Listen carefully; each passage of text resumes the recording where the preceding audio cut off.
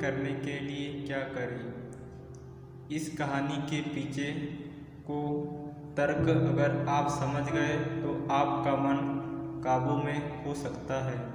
पहली बार जब इस कहानी को मैंने पढ़ा तो मुझे इसका तर्क समझ नहीं आया, लेकिन इसका भाव प्रेरणादायी है।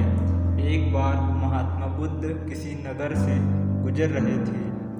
बुद्ध की नज़र एक कपड़े के व्यापारी पर पड़ी जो दुखी और हताश दिखाई दे रहा था। बुद्ध चलकर उनके पास गए और पूछा कि ए भाई, तुम इतने उदास क्यों हो? अगर तुम मुझे अपनी चिंता का विषय बताओ तो मैं तुम्हारी कुछ मदद कर सकता हूँ। कपड़े के व्यापारी ने बुद्ध को प्रणाम किया और उनको अंदर बुलाया। उस व्यापारी ने कहा कि सबसे मेरी पत्नी की मृत्यु हुई है।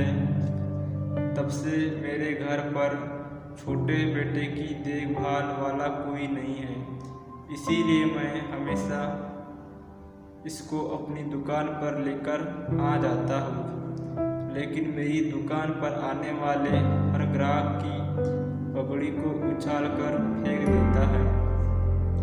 कभी कभी उनका झोला उठाकर बाहर फेंक देता है। मैंने इसको बहुत समझाया, डांटा, लेकिन यह नहीं समझा। इसकी इस हरकतों की वजह से मेरे सारे ग्राहक खुद को अपमानित मानकर वापस चले जाते हैं।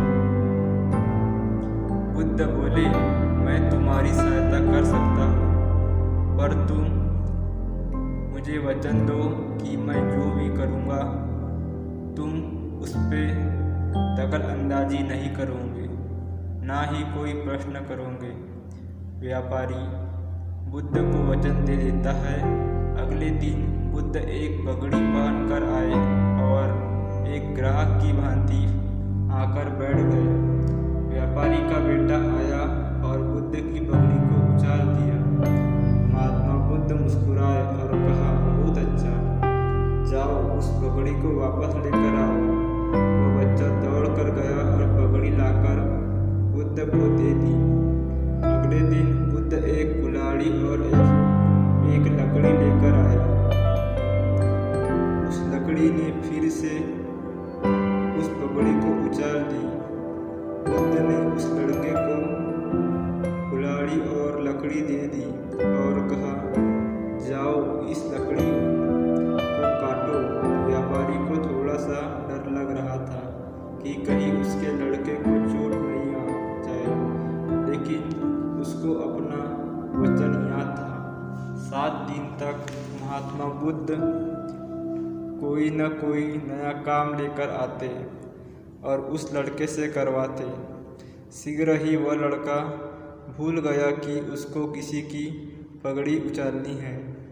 व्यापारी बहुत खुश हुआ और बुद्ध को धन्यवाद दिया। मुझे पता है कि इस कहानी का और मन के वश को कोई विशेष संबंध नहीं है, लेकिन पहले आप इस तर्क को समझ लीजिए।